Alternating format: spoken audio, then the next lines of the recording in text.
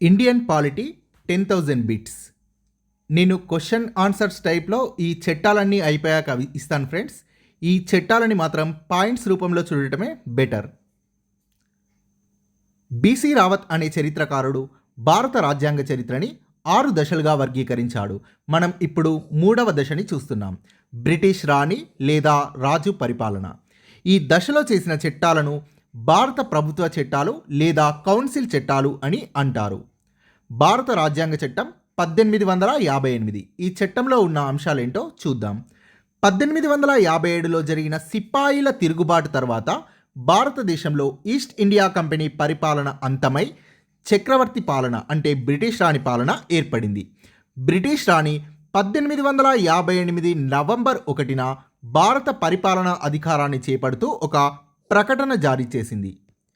1858 నుండి రాజు లేదా రాణి నేరుగా అధికారాన్ని చేపట్టడం వల్ల ఆ తర్వాత చేసిన చట్టాలు సవరణలను భారత ప్రభుత్వ చట్టాలు లేదా కౌన్సిల్ చట్టాలు అని అంటారు. ఈ చట్టంలోని ముఖ్యమైన అంశాలు ఏంటంటే, ఈ చట్టం ద్వారా మన దేశంలో ఈస్ట్ ఇండియా కంపెనీ పాలన రద్దయింది. భారతదేశం బ్రిటిష్ సామ్రాజ్యంలో అంతర్భాగం అయింది. భారతదేశ పరిపాలనను బ్రిటిష్ వారు ప్రత్యక్షంగా నిర్వహించారు.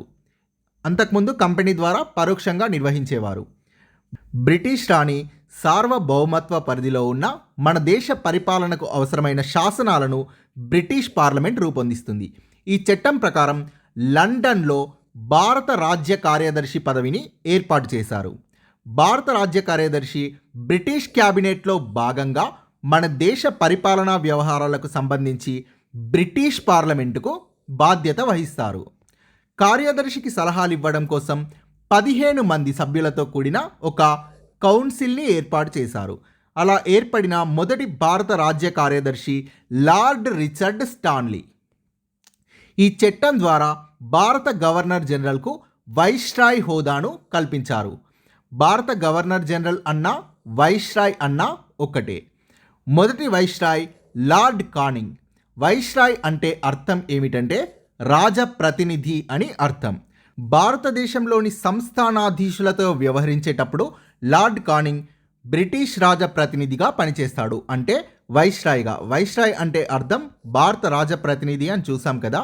బ్రిటిష్ పాలనా ప్రాంతాల పరిపాలనా వ్యవహారాలను నిర్వహించేటప్పుడు గవర్నర్ జనరల్గా వ్యవహరిస్తాడు. కంపెనీ పరిపాలనా కాలంలోనూ బ్రిటిష్ ప్రభుత్వ కాలంలోనూ పనిచేసిన అత్యున్నత అధికారి లార్డ్ కానింగ్. సో కంపెనీ పరిపాలించినప్పుడు కానీ బ్రిటిష్ పరిపాలించినప్పుడు కానీ అత్యున్నత అధికారి లార్డ్ కానింగ్. భారత పరిపాలనా వ్యవస్థలో క్రమానుగత శ్రేణిలో కేంద్రీకృత పాలనా వ్యవస్థను ప్రవేశపెట్టారు. క్రమానుగత శ్రేణి పాలన ఎలా ఉంటుందో చూద్దాం. అత్యున్నత స్థాయిలో బ్రిటిష్ రాణి ఉంటుంది. బ్రిటిష్ రాణి కింద బ్రిటిష్ క్యాబినెట్ ఉంటుంది.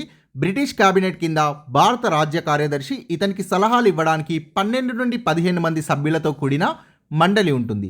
భారత రాజ్య కార్యదర్శి కింద కేంద్ర స్థాయిలో భారత గవర్నర్ జనరల్ లేదా వైస్రాయ్, గవర్నర్ జనరల్ కింద రాష్ట్ర స్థాయిలో గవర్నర్, గవర్నర్ కింద జిల్లా స్థాయిలో కలెక్టర్, కలెక్టర్ కింద తాలూకా స్థాయిలో అధికారి, తాలూకా అధికారి కింద గ్రామ స్థాయిలో గ్రామాధికారి.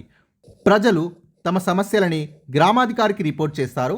గ్రామాధికారులందరూ తాలూకా అధికారులకు రిపోర్ట్ చేస్తారు. తాలూకా అధికారులందరూ కలెక్టర్లకు రిపోర్ట్ చేస్తారు. కలెక్టర్లందరూ గవర్నర్లకు రిపోర్ట్ చేస్తారు.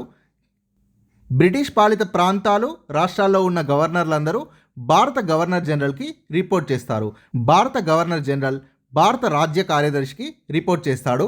భారత రాజ్య కార్యదర్శి ఈ మండలితో చర్చించి బ్రిటిష్ క్యాబినెట్కి రిపోర్ట్ చేస్తాడు. బ్రిటిష్ క్యాబినెట్ ఒక తీర్మానం చేసి బ్రిటిష్ రాణికి పంపిస్తుంది. అయితే బ్రిటిష్ రాణి ఆమోదముద్ర తెలిపితే అది ఒక శాసనం అవుతుంది. ఈ శాసనం తిరిగి ఇక్కడ నుంచి బ్రిటిష్ రాణి నుంచి బ్రిటిష్ క్యాబినెట్, తర్వాత భారత రాజ్య కార్యదర్శి, తర్వాత భారత గవర్నర్ జనరల్, తర్వాత గవర్నర్, తర్వాత కలెక్టర్, తర్వాత తాలూకా అధికారి, తర్వాత గ్రామాధికారి, ఆ తర్వాత ప్రజల దగ్గరికి చేరుతుంది. సో ఈ పైనున్న ఈ బ్రిటిష్ రాణి, బ్రిటిష్ క్యాబినెట్ మరియు భారత రాజ్య కార్యదర్శి ఈ ముగ్గురు కూడా లండన్లో ఉంటారు. మిగిలిన వారందరూ భారతదేశంలో ఉంటారు. ఈ చట్టాన్ని గుడ్ గవర్నెన్స్ ఇన్ ఇండియా చట్టం అని అంటారు.